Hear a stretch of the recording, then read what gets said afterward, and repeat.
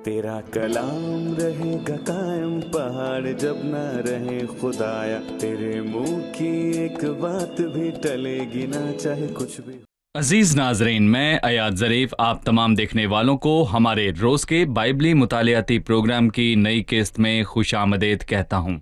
इस प्रोग्राम में हम बाइबल मुकद्दस की तमाम किताबों का मुतालिया पेश कर रहे हैं। नाजरीन, अगर आपको खुदा का कलाम जानने और कलाम का मुतालिया करने की ख्वाहिश है तो ये प्रोग्राम ख़ास आपके लिए है। खुदावंद ने इसे आपके लिए तैयार किया है। आप दुनिया में जहाँ कहीं भी हैं, आप खुदा के अजीम कलाम से मुस्तफ़ीद हो सकें। लिहाजा मैं चाहूँगा कि मुताले में आप हमारे साथ रहें और अपनी बाइबल मुकद्दस खोलिए। और आज खुदा के फजल से हम दूसरी तवारीख की किताब का मुतालिया शुरू करेंगे। गुज़िश्ता किस्त में हमने पहली तवारीख की किताब का मुतालिया मुकम्मल किया था और हम दाऊद पर रुके थे, एक अजीम किरदार, और दाऊद का दौर ख़त्म हुआ। लेकिन ये किताब दूसरी तवारीख की किताब का आगाज़ एक और किरदार से होगा। ये सुलेमान है। ये कौन है? इसने क्या किया? इसका किरदार क्या था? खुदा के फजल से हम ये सब कुछ आज की किस्त में जानेंगे। प्रोग्राम के आगाज में मैं खुदा के खादिम को खुशामदेद कहूंगा, इंजीनियर एसाम खलील। भाई एसाम, खुशामदेद। शुक्रिया आप भाई। कैसे हैं? जी मैं ठीक। साथ ही स्टूडियो में आए दीगर मेहमानों को भी खुशामदेद। भाई एसाम, मैं जानता हूं कि यहूदा के बादशाहों के सिलसिले में आपका खास मुतालिया है, तो यकीनन जब आप तारीखी किताबों के खास मुताले की तरफ बढ़े तो यकीनन आपके दिमाग में कुछ खास होगा, और खासकर यहूदा के बादशाहों के सिलसिले में। आपको इस सिलसिले की तरफ बढ़ने में किस बात ने आमादा किया?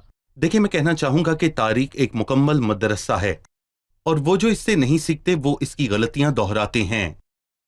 और जब मैं बाइबल के सामने खड़ा हूं तो मुझे इसका बड़ा हिस्सा मिलता है, मेरा मतलब कि कहानियां, कि खुदा महज बाइबल में तारीख कलमबंद नहीं करना चाहता था कि हमें बताए कि क्या हुआ। नहीं, ये बाइबल का काम नहीं। बाइबल का काम है कि हमें मिसालें बताए ताकि हम सीखें कि लोगों के साथ क्या हुआ, कि हम उनकी गलतियां जानें और उनसे गुरेज करें, उनकी ताकत की नकात की वजूहात जानेंगे और उनकी मिसालों की पैरवी करेंगे। तो मैं कहूंगा कि इससे मैंने तारीखी किताबों का रुख किया, लेकिन खास करके बादशाहों के इस सिलसिले में बहुत सारे रूहानी इसबाक हैं कि अगर हम इन्हें जहन में रखें तो मैं कहूंगा कि ये हमारी रूहों और हमारी जिंदगी में काफी होंगे। तो जब आप इस मुताले की तरफ गए तो नतीजे में आपने क्या खुलासा किया? मैंने नतीजे में जीने के खूबसूरत उसूलों को अक्स किया जिनके साथ इंसान रह सकता है। ना सिर्फ मैंने समझा कि ये तारीख की एक कहानी है, बल्कि मैंने समझा कि फर्माबरदारी बरकत लाती है। ये जीने का असूल बन गया है, और नाफरमानी बिल्कुल इसके उल्ट जाती है और इंसान खुदा की नाफरमानी से इज्तनाब करता है। और अब दूसरी तवारीख की किताब और इसके आगाज में मैं इस किताब के मुतालिक आपसे मालूमात जानना चाहूंगा, जैसे इसको किसने लिखा और इसका मरकजी ख्याल क्या है। वैसे यकीनन पहली और दूसरी तवारीख में एक नई तकसीम है, और दरअसल ये एक ही किताब में से है। असल अरबी में पहली और दूसरी तवारीख एक ही किताब है। जी बिल्कुल, लेकिन जब इसका तर्जुमा यूनानी में हुआ तो ये लोगों के मुताले के लिए मुश्किल हो गई। क्या इस तर्जुमे को यूनानी कहते हैं? जी, सब्स्टिट्यूजेंट तर्जुमा। तो नतीजा ये हुआ कि मुताले को आसान बनाने के लिए उन्होंने इसको दो किताबों में तकसीम किया। इसलिए पहली तवारीख का आखिरी जुमला और दूसरी तवारीख का पहला जुमला तारुफ पेश करता है, इसलिए हम इसको एक किताब ही कहते हैं। तो जब हम कहें कि तवारीख की किताब तो इसका मतलब है कि ये दोनों हिस्से हैं। कभी कभी हम दोनों किताबों का नहीं कहते। तो ये किताब किसने लिखी, लेकिन ज्यादा अहम ये है कि ये कब लिखी गई। लेकिन पहले इसे किसने लिखा? आमतौर पर ये यहूदी बाइबल में आखिरी किताब की जगह रखती है, क्योंकि तारीखी तौर पर यकीनन ये आखिरी किताब है। शायद इसके बाद सिर्फ मिलाकी की किताब है, लेकिन ये तारीख इसलिए लिखी गई कि वो जो असीरी से वापस आएंगे, यानी कि बाबली असीर, जो यहूदा और बिन्यामीन के कबीले के साथ होने वाली बहुत बड़ी जिलावतनी थी। जब नबूकतनजर ने असीर बनाया और खुदावंद ने जैसा कहा था, उस नबूकत की तकमील के तौर पर 70 बरस यूं रहे, और जब वो वापस आए तो खुदा ने ये किताब लिखने के लिए उनके पास मुसन्निफ भेजा कि इस पहलू से उनको उनकी तारीख याद दिलाए, जिसके बारे में मैं अब बात करूंगा। सही। मुमकिना तौर पर यह मुसन्निफ अजरा फिका है। चंद इशारे हैं मगर यकीनी नहीं, लेकिन इस किताब में कुछ इशारे हैं, और तवारीख और अजरा की किताब में कुछ अहम नुक्ते हैं कि यह मुमकिन है कि मुसन्निफ अजरा फिका है। तो आप मुझे असीरी के बाद असीरी से लौटने की तारीख में वापस ले जा रहे हैं? जी हाँ, ये किताब बाबली असीरी में या बाबली असीरी के वापस आने के बाद लिखी गई। मेरा मतलब है कि ये अजीब किताब है, क्योंकि ये तमाम तारीख को बयान करती है, आदम से पुराने अहदनामे की पूरी तारीख। ये सच है कि पहला हिस्सा तेजी से पेश किया गया, पर यह किताब पहला हिस्सा, जिसे हम पहली तवारीख भी कहते हैं, اس میں داؤد پر توجہ دی گئی اس کی سلطنت کے 40 سال۔ پھر دوسری کتاب جس کا مطالعہ ہم کر رہے ہیں یہ ہمیں سلیمان کے متعلق بتاتی ہے۔ پھر سلیمان کے بعد خدا کا منصوبہ تھا کہ داؤد اور اس کی نسل ہمیشہ کی حکومت کرے گی۔ پھر ایک مسئلہ پیش آیا جسے ہم 10ویں باب میں دیکھیں گے۔ سلطنت تقسیم ہو گئی جب تک وہ اسیری میں چلے گئے اور اسیری سے واپس آ کر یہ کتاب اس وقت کے بارے میں بات کرتی ہے۔ وہ اس وقت اسیری سے واپس آئے۔ اس وقت تو یقیناً دوسرا حصہ جو دوسرا تواریخ ہے یہ تاریخی کتاب تاریخ کے 450 سالوں کو بیان کرتی ہے۔ دوسری تواریخ کا مرکزی موضوع کیا ہے؟ مرکزی موضوع اور یہ ایک مقصد کے لیے ہمیں تاریخ بیان کرتی ہے اور ایک مسئلہ حل کرتی ہے، ایک جانا پہچانا مسئلہ، کیونکہ وہ ایک بار پھر یہ الفاظ کہتا ہے کہ وہ اکثر یہ باتیں بتا چکا یا دوسرے سیمول میں یا پہلے سیمول میں، اور دوسرے سلاطین میں وہی کہانیاں نہیں بتا چکا۔ یہ ایک اور نقطۂ نظر سے اسے لکھ رہا ہے۔ کون سے؟ خدا کے فضل کے نقطۂ نظر سے، تاکہ واپس آنے والوں کی حوصلہ افزائی کر سکے۔ سلاطین کی کتاب جو ہم کہتے ہیں کہ یہ ان دونوں کتابوں کے سب سے قریب ہے، اور سلاطین کی 2 کتابیں بھی دراصل ایک ہی کتاب ہے، اور سلاطین اور تواریخ کی کتابیں 2 متضاد چیزوں کی تجویز کرتی ہیں، مطلب ایک ہی سکے کے 2 پہلو۔ سلاطین انسان کی ذمہ داری کی بات کرتی ہے، وہ کام جو اسے کرنا تھا پر اس نے نہیں کیا، اس لیے وہ غلطیوں پر زور دیتی ہے۔ جب وہ غلطیوں کو قلم بند کرتی ہے، وہ ذمہ داریوں پر زور دیتی ہے، انسانی ذمہ داریوں پر زور دیتی ہے۔ پر جب ہم اسے پڑھتے ہیں تو تواریخ کی کتاب خدا کے مقاصد اور اس کے فضل کی بات کرتی ہے، نہ کہ ذمہ داریوں کی، کہ کیسے انسان کی غلطیوں کے باوجود خدا اپنے وعدوں کو پورا کرنے کے قابل ہوا اور ہماری کمائیاں اسے روک نہیں سکتی ہیں اور ہمیں بہت سے سوالوں کا جواب دیتی ہیں۔ اور یہ سچ ہے کہ وہ تربیت کرے، اور یہ سچ ہے وہ اسیری میں بھیجتا ہے، پر بعد میں وہ اسیری سے لوٹا بھی لاتا ہے۔ آپ نے یقیناً میرا مسئلہ حل کر دیا، کیونکہ جب میں نے سلاطین اور تواریخ کی کتابیں پڑھی میں نے جانا کہ سلاطین کی کتاب میں چند کرداروں کی غلطیوں کا ذکر ہے، لیکن سلاطین کی کتاب اس کا بیان یا ذکر نہیں کرتی۔ یہ اس لیے کہ سلاطین کی کتاب ایک نقطۂ نظر سے بات کرتی ہے جو انسان کی ذمہ داری ہے، مگر تواریخ کی کتاب دوسروں کی بات کرتی ہے جو خدا کا فضل اس کے مقاصد ہیں، اور یہ 2 باتیں واضح ہیں۔ نہیں ہے؟ تصور کریں اگر کوئی بھی کیمرے سے تصویر لے تو ہر فوٹوگرافر کا اس تصویر کو کھینچنے کا اپنا نقطۂ نظر ہوگا۔ جو اپنے خیالات دکھانا چاہتا ہے وہ دور سے تصویر کھینچتا ہے، دوسرے کو بس تصویر چاہیے تو وہ خاص طرح سے زوم کرتا ہے۔ اس کا مطلب یہ نہیں کہ وہ ایک ہی جگہ لی گئی، صحیح، وہ ایک ہی جگہ ہے پر دونوں کے مقاصد اور ہیں۔ یہاں اس کا مقصد اس نقطے پر زور دینا تھا کہ خدا کے فضل پر، انسان کی غلطیوں پر نہیں، تو وہ خاص داؤد کے گھرانے کا پیچھا کرتا ہے، اور اسی لیے آپ کو باقی الگ سلطنتوں کا ذکر نہیں ملتا۔ جو وہ 10 قبیلے ہیں جنہوں نے داؤد کا گھر چھوڑا، ان کا نشانہ مقصد پورا کرنا تھا تاکہ ایک اور مقصد حاصل کریں۔ شکریہ، ہم ایک وقفہ لیں گے اور وقفے کے بعد اپنے مطالعے کو جاری رکھیں گے۔ ناظرین، ایک چھوٹے سے وقفے کے بعد دوبارہ حاضر ہوں گے۔ اگر اس دوران آپ کا کوئی بھی سوال ہے تو وقفے کے دوران اسکرین پر دکھائی دیے پتے پر ہمیں ارسال کریں، ہم اس کا جواب آپ کو ضرور دیں گے۔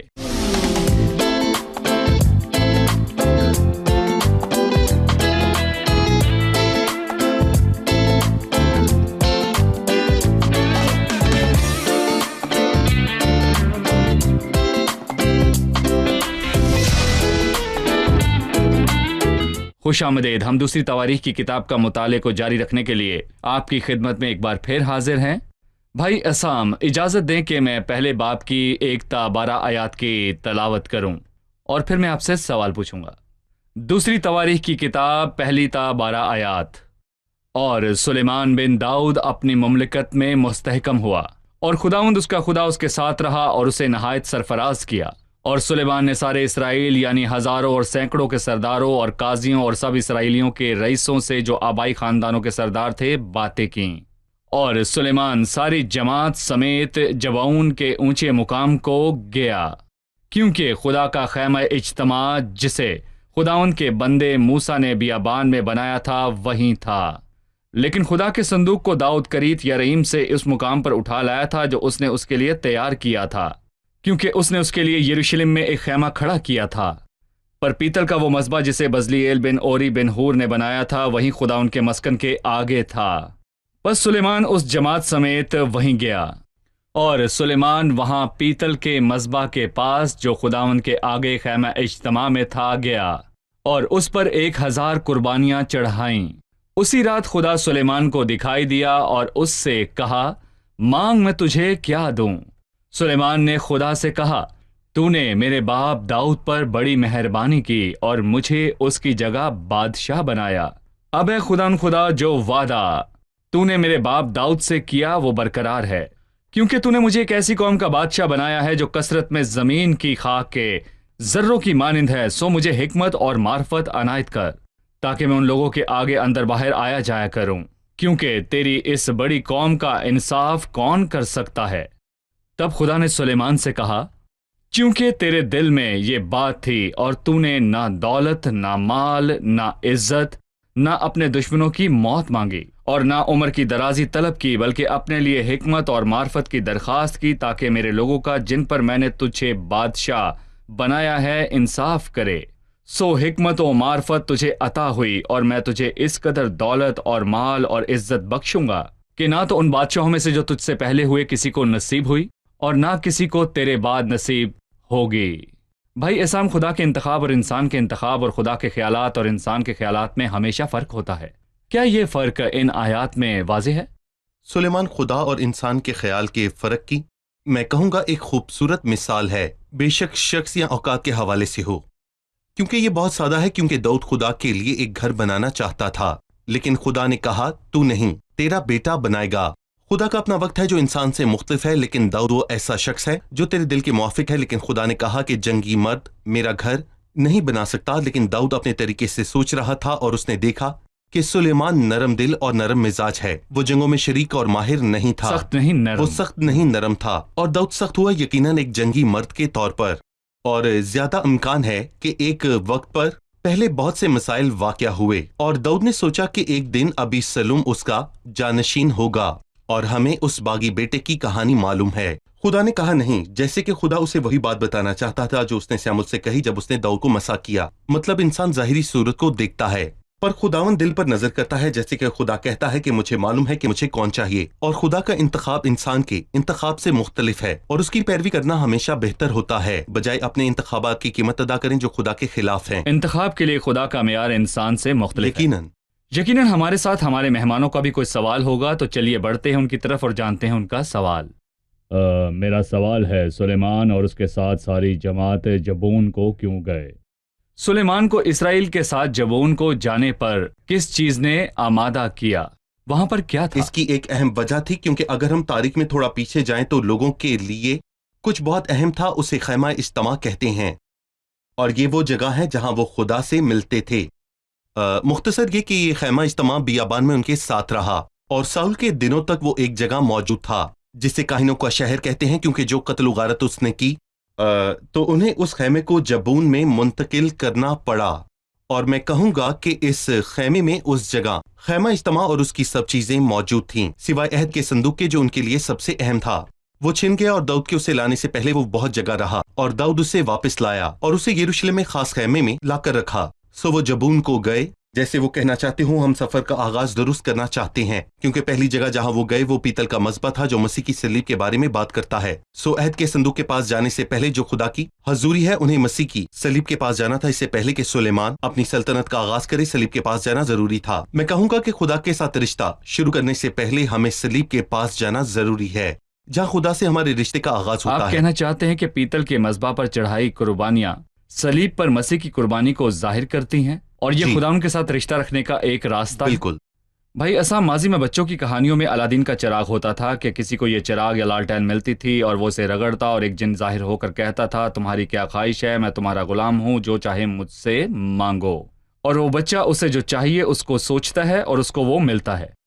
یہاں خدا سلیمان کے خواب میں ظاہر ہوا اور کہا مانگ میں تجھے کیا دوں، اور پھر سلیمان نے مال و دولت نہیں مانگی، نہ ہی دشمنوں کی موت، اس نے حکمت مانگی۔ خدا کی پیشکش پر سلیمان کے الفاظ اور اس کی درخواست کو ہم کیسے دیکھتے ہیں؟ خدا نے اسے کچھ دیا اور اس نے کچھ اور مانگا۔ آپ کیا کہیں گے؟ خدا نے سلیمان کو اپنی مرضی سے سب چیزیں بخشی تاکہ وہ جو چاہے وہ مانگے، اور اس میں ایک ہی وقت میں فضل اور آزمائش تھی۔ یہ فضل ہے کہ خدا اپنے وعدے پر وفادار ہے، اور جو کچھ وہ اس سے مانگے وہ اسے دے گا۔ پر اس شخص کا آغاز شاندار تھا، وہ عزت دار تھا، اور وہ ہمیں ایک بہت اہم سبق سکھاتا ہے۔ اس طرف اس نے بڑی عاجزی، رحم دلی اور شکر گزاری سے خدا سے بات کی۔ تو نے میرے باپ داؤد پر بڑی مہربانی کی، تو نے مجھے ایک ایسی قوم کا بادشاہ بنایا ہے جو کثرت میں زمین کے زروں کی مانند ہے۔ وہ کہتا ہے میری ایک ضرورت ہے، اور کون اس خدا کی طرف سے حکمت کے بغیر اس عظیم خدا کے لوگوں کا انصاف کر سکتا ہے؟ ایمانداری سے اس نے نشانے کو مارا۔ تو खुदावंद ने कहा तू वो मांग सकता था जो बाकी सब मांगते हैं। कुछ लोग दौलत मांगते, इज्जत और अपने दुश्मनों की मौत मांगते, और ये यहूदियों की आम दरखास्तें थीं। अगर कोई हैकल में दाखिल होता तो वो इन 4 दरखास्तों में से एक मांगता। तो उसने पहली कहा 4 दरखास्तें। 4 दरखास्तें, जी। खुदावंद ने कहा तूने ये नहीं मांगी और मुझे इज्जत बख्शने के लिए हिकमत मांगी। गौर करें कि उसको हिकमत इसलिए नहीं चाहिए थी कि सुलेमान दानिशमंद कहलाया जाए, जैसे कि हम आज के दिन तक उसे कहते हैं। उसे ये नहीं चाहिए, पर उसने खास मकसद के लिए हिकमत मांगी ताकि खुदा के लोगों की रहनुमाई कर सके और उनके अंदर और बाहर आने जाने में उनका इंसाफ करे। और वो खुदा से ये कहना चाहता है कि मुझे तेरे लोगों का इंसाफ करने के लिए हिकमत और मार्फत चाहिए। सो उसने उससे कहा कि तूने वो चीजें नहीं मांगी, सो मैं तुझे हिकमत और 2 इजाफी चीजें भी दूंगा। मैं तुझे हिकमत दूंगा और कोई भी तुझसे ज्यादा हिकमत वाला नहीं होगा, और तुझे मालो दौलत दूंगा और कोई तुझ जैसा नहीं होगा, और मैं तुझे इज्जत बख्शूंगा। पर उसने बाकी 2 नहीं कहीं। क्यों? क्योंकि उसके दुश्मनों की मौत की दरख्वास्त खुदावंद को कबूल नहीं। सही, ये इसके खुदा मानी का है काम है, इंतकाम। और खुदा की हिकमत में वो सुलेमान की उम्र की दराजी नहीं चाहता था, क्योंकि वो जानता था कि सुलेमान का अंजाम अच्छा नहीं। वो अपने अगर वो ज्यादा अरसा बुरे जिंदा अंजाम के रहता साथ तो रहता चीजों को तो बिगाड़ सल्तनत देता। तबाह हो जाती। देखिए, खुदा की हर चीज में उसकी हिकमत होती है। खुदा उसकी हर दरख्वास्त का जवाब देता है, और वो बहुत खुश हुआ। उसने उसे बहुत दिया। जब हम खुदा की मर्जी के मुताबिक मांगते हैं तो जो भी हम मांगे उसके साथ वो और देता मैं है। आपके आखिरी अल्फाज लूंगा, जब हम खुदा से उसकी मर्जी के मुताबिक मांगे तो सुलेमान ने सही मांगा और खुदावंद ने जवाब दिया। सो हम खुदा उनकी मर्जी को कैसे समझे? तो जब हम मांगे तो उसकी मर्जी के मुताबिक मांगे। खुदा की मर्जी को समझने के लिए मुझे उसे समझना होगा और मुझे उसके करीब ही आना होगा। और आज ये काम हमारे लिए पुराने अहदनामे की निस्बत बहुत आसान है। दरअसल पुराने अहदनामे में खुदा को समझना बहुत ही मुश्किल था, पर आज खुदा ने खुद को जाहिर कर दिया। और बाइबल जो हमसे बहुत पहले से है, वो हमें खुदा की खसूसियात के बारे में बताती है कि वो क्या है। इसलिए उसे जाना मुश्किल नहीं, खास करके ईमान लाने के बाद। जब कोई खुदा को निजात दहिंदा कबूल करता है तो रूहुल कुद्स उसमें बसता है और उसे सब सिखाता है। तो मैं बस ये कहूंगा कि अगर मैं खुदा के करीब रहना सीख लेता हूं तो मैं बहुत अमली तरीके से उसे कहूंगा। मतलब कि बाइबल पढ़ते वक्त मैं खुद से पूछता हूं कि खुदा उससे नाराज और यहां सुलेमान से खुश क्यों है, और मैं नतीजे में एक असूल अक्स करता हूं। जी बिल्कुल, मैं समझता हूं खुदा कैसे सोचता है। सही, वो इस आयत में ये कह रहा है, जब वो मोहब्बत की बात करता है, खुदा ने दुनिया से ऐसी मोहब्बत रखी, तो खुदा का दिल कैसा दिखता है? वो लोगों की परवाह करता है या नहीं? बस मैं समझने लगता हूं कि खुदा कौन है। और उसी वक्त यहां पर कि खुदा की मर्जी के हवाले से 3 चीजें अहम हैं। अपने बदन ऐसी कुर्बानी के लिए पेश करो जो जिंदा यानी मुकम्मल फरमाबरदारी। अगर खुदा कुछ फरमाए तो मैं बहस ना करूं, मैं उसकी मर्जी को महज सलाह ना समझूं, जो वो कहता है मैं करूं।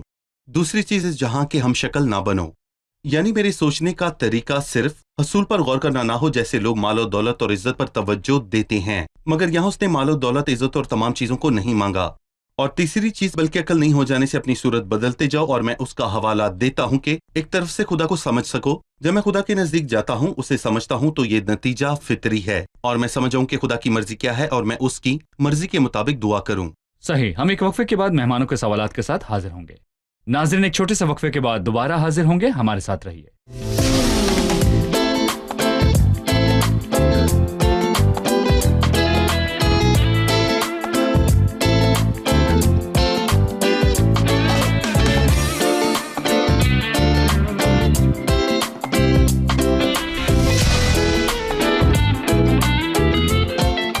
खुशामदीद। आइए बढ़ते हैं मेहमानों की जानिब और जानते हैं उनका सवाल कीजिए।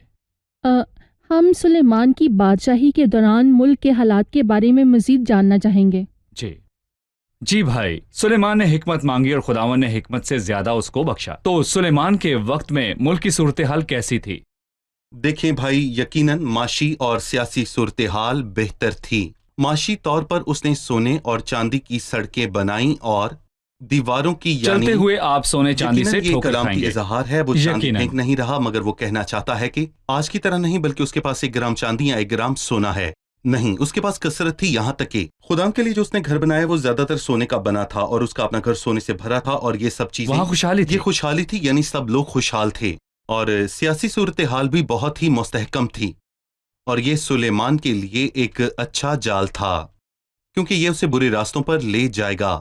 तो पहले वो अपने बारे में कहता है कि ये सब जो कुछ मेरी आंख चाहती है, उसने पहले अपनी آنکھوں کو خواہش کرنے کی اجازت دینا شروع کی، اور جو وہ چاہتا تھا اس نے حاصل کرنا شروع کیا، اور اس نے اپنے لیے باغ اور پارک بنوائے اور وہ سب کرنا شروع کیا جو خدا نے منع کیا تھا، اور اس نے گھوڑے اور رتھ خریدے۔ اور خدا نے استثنا کے 17ویں باب میں فرمایا، اور میں یہ آیت یہاں پڑھوں گا، کوئی بھی بادشاہ اپنے لیے بہت گھوڑے نہ بڑھائے، نہ لوگوں کو مصر میں بھیجے، اور اس نے دونوں کام کیے۔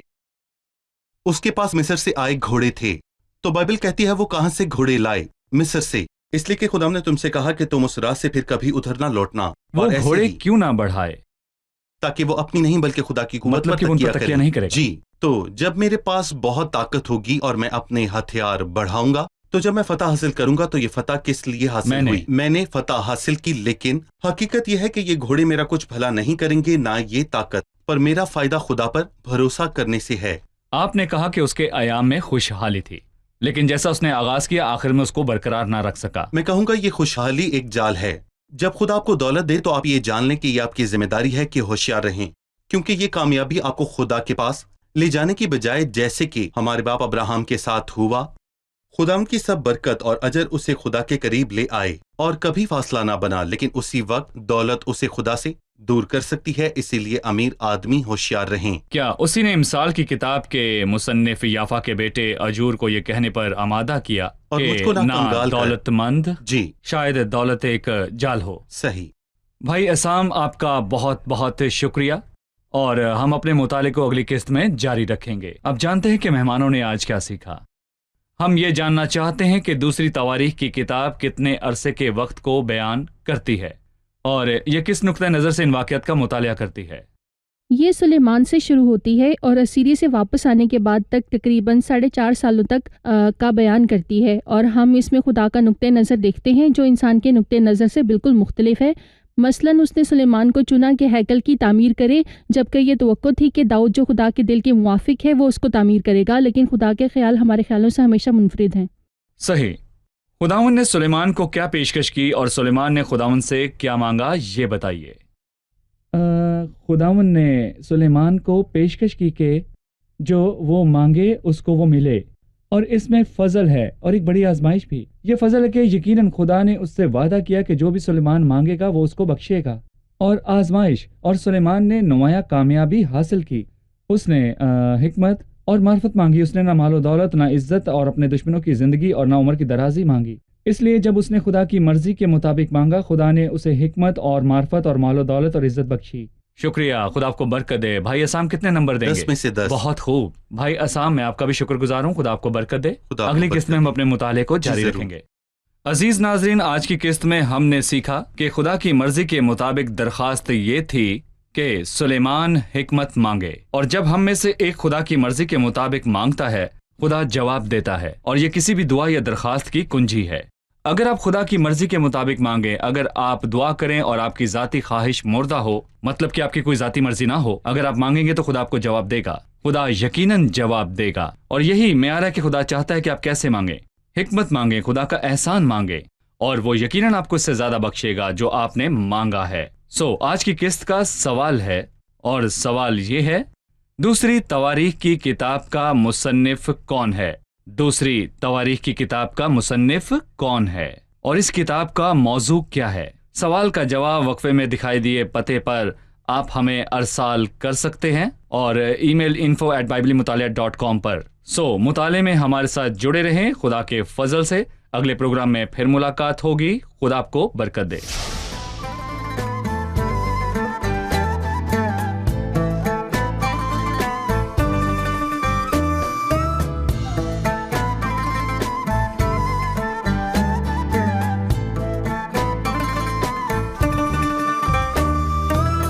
اللي بديت الرحلة معايا واثق فيك انك هتكمل، انت الفرح في وقت بكايا، وانت القلب اللي بيتحمل. اللي بديت الرحلة معايا واثق فيك انك هتكمل، انت الفرح في وقت بكايا، وانت القلب اللي بيتحمل. شكرا شكرا ليك ياللي بترعاني، ياللي ايديك دايما رفعاني. شكرا ليك ياللي بترعاني، ياللي ايديك دايما رفعاني. رغم ان انا بتغير دايما، انت امين ما بتتغيرش، وعدك صادق لما بتوعد، عن وعدك انت ما ترجعش. رغم ان انا بتغير دايما، انت امين ما بتتغيرش، وعدك صادق لما بتوعد، عن وعدك انت ما ترجعش. شكرا ليك ياللي بترعاني، ياللي ايديك دايما رفعاني. شكرا ليك ياللي بترعاني، ياللي ايديك دايما رفعاني. خطة عظيمة مدبرها لي، رحلة عمر انت راسمها لي. ساعدني يا رب أعيش لك عالي، فوق العالم فوق أحوالي. خطة عظيمة مدبرها لي، رحلة عمر انت راسمها لي. ساعدني يا رب أعيش لك عالي، فوق العالم فوق أحوالي. شكرا ليك ياللي بترعاني، ياللي ايديك دايما رفعاني. شكرا ليك ياللي بترعاني، ياللي ايديك دايما رفعاني. شوقي يا رب احبك اكتر، ده ما حدش بيحبني قدك. وحد قلبي وخليني اسهر طول ايام اشهد عن حبك. شوقي يا رب احبك اكتر، ده ما حدش بيحبني قدك. وحد قلبي وخليني اسهر طول ايام اشهد عن حبك. شكرا ليك ياللي بترعاني، ياللي ايديك دايما رفعاني. شكرا ليك ياللي بترعاني، ياللي ايديك دايما رفعاني. तेरा कलाम रहेगा कायम पहाड़ जब ना रहे खुदाया। तेरे मुंह की एक बात भी टलेगी ना, चाहे कुछ भी हो।